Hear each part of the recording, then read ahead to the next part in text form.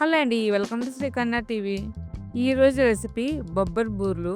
ప్రసాదం బూర్లు కూడా అంటారు. పూర్ణాల పిండి పలసగైంది, పైన సోయి పిండి బారాలేదు అనే కంప్లైంట్స్ లేకుండా ఈజీగా నా స్టైల్లో మీకు చేసి చూపిస్తాను. ఇవి 1/2 కేజీ బొబ్బర్లు రాత్రి నానబెట్టుకున్నాను.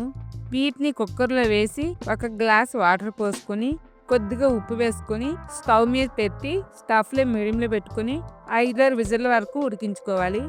ఇప్పుడు సోయి పిండి తయారు చేద్దాము. వీటిని కూడా రాత్రి నానబెట్టుకున్నాను. పైన సోయి పిండి క్రిస్పీగా రావాలంటే 1 గ్లాస్ మినపప్పుకి 2 గ్లాసులు బియ్యం పోసి నానబెట్టుకోవాలి. నేనైతే 1 గ్లాస్ మినపప్పుకి 1 గ్లాస్ బియ్యమే వేసాను.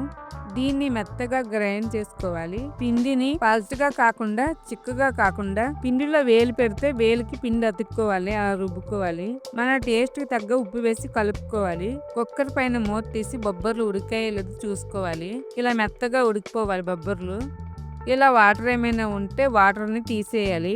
వాటర్ అంతా తీసినాక బొబ్బర్లని మెత్తగా స్మాష్ చేసుకోవాలి.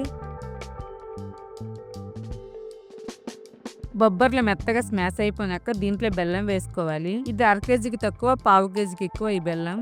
400 గ్రాముల బెల్లం. కొబ్బరి ఉంటే వేసుకోండి, లేకపోతే లేదు, ఇది ఆప్షనల్. ఇదొక 1 కప్ వేసుకున్నాను. ఇలా వేసినాక మొత్తం అంతా బాగా కలుపుకోవాలి.